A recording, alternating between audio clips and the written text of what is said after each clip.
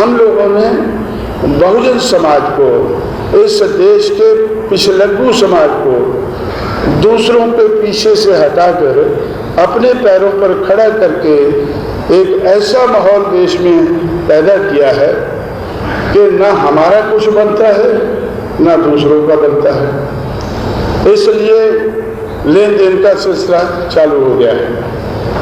लेकिन अब ये मोड़ ऐसा आ गया है, इसलिए मैं थोड़ा चिंतित भी हूँ, तो मुझे और तेजी से आगे बढ़ना होगा, क्योंकि लेन देन का सिलसिला जो है ये इस मोड़ पर आ गया है कि अब जो एमएलए एमपी है वही बिकने लग गए हैं, खरीदार मार्केट में है। अब बीजेपी के पास जो भ्रष्ट लोगों की पार्टी है, सेठिया लोगों की पार्टी है, उसके पास पैसे की कोई कमी नहीं है। मैं तो देखकर दंग रह गया जब मुझे पता चला कि उत्तर प्रदेश में एमएलए का रेट 50 लाख और प्लस मिनिस्ट्री है। एमएलए का रेट, क्योंकि हम तो ये तो आप भी देखते होंगे, मैं भी देखता हूँ, तो नरसिंह राव की काफ़ी खिंचाई होती है।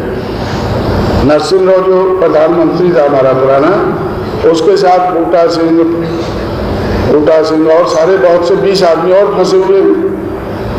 तो 20 आदमियों की और खिंचाई होती है प्राइम मिनिस्टर के साथ साथ, इसलिए कि उन्होंने 40-40 लाख में 4 एमपी खरीदे, 4 एमपी 40-40 लाख में खरीदे। अब मैं तो देखकर दंग रह गया कि उत्तर प्रदेश के एमएलए का रेट 50 लाख और प्लस मिनिस्ट्री हो गया है। तो आप बोलते हैं कि यही फार्मूला हम दिल्ली में लागू करेंगे। तो मैंने उत्तर प्रदेश में अपने साथियों से कहा कि देखो भाई, जब एक एमएलए का 50 लाख है, 5 एमएलए का 1 एमपी बनता उत्तर प्रदेश में, तो ये तो 2.5 करोड़ हो गए। 2.5 करोड़ मेरे समाज के लिए तो बहुत लगता है, लेकिन भ्रष्ट समाज के लिए और भ्रष्ट समाज की भ्रष्ट पार्टी के लिए ये कुछ भी नहीं है। 2.5 करोड़ में अगर उन्होंने 100 एमपी भी खरीद लिए तो 250 करोड़ है। लेकिन मेरा अनुमान है कि भारतीय जनता पार्टी आने वाले चुनाव में अगर चुनाव लड़ती है तो वो कम से कम 2000 करोड़ रुपया खर्चने की हालत में है।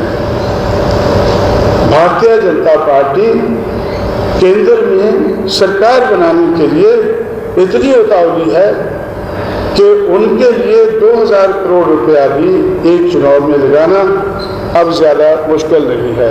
ये 2000 करोड़ मुझे किधर से पता चला?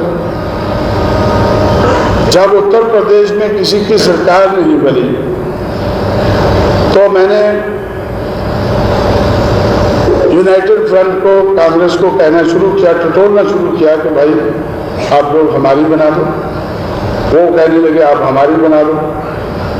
बोला यार तो तुम्हारी तो हमेशा बनती रही है, लेकिन हमारी भी बनने दो।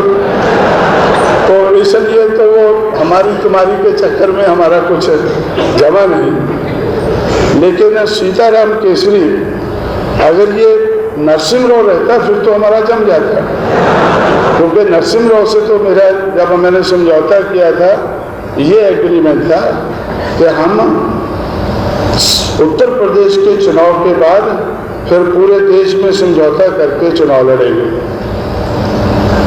तो अक्टूबर के महीने में ही, तो मुझे ऐसा लगता है कि अगर नरसिंह राव अध्यक्ष रहते तो उत्तर प्रदेश में अक्टूबर के महीने में ही वो विद्रोह कर देते। लेकिन जब सीताराम केसरी अध्यक्ष बन गया तो उससे मेरी बातचीत हुई, वो ठंडा पड़ गया। मैंने उसको बताया कि भाई नरसिंह राव से तो मेरा ऐसा बातचीत थी, अब तू प्रेसिडेंट बन गया है तो भी मान जाए। वो बोलता मेरे लिए बड़ा मुश्किल है। तो उसने मुझे बताया कि भारतीय जनता पार्टी कई मुश्किलें बताई। एक मुश्किल उन्होंने ये भी बताई कि भारतीय जनता पार्टी आने वाले चुनाव में 2000 करोड़ रुपया खर्च करेगी।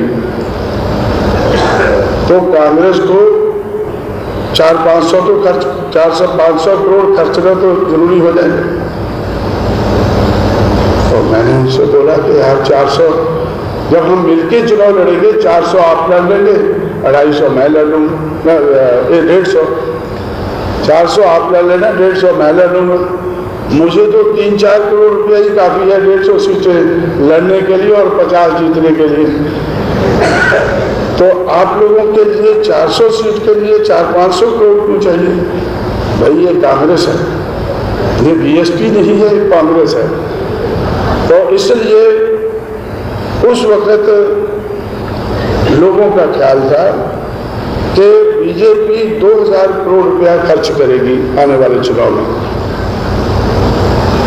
लेकिन अगर 250 करोड़ रुपया 2.5 करोड़ रुपए में एक एमपी खरीद ले तो 100 खरीद के तो उनका काम बन सकता है। अगर 250 करोड़ में बन जाए तो सस्ता सौदा है उनके लिए।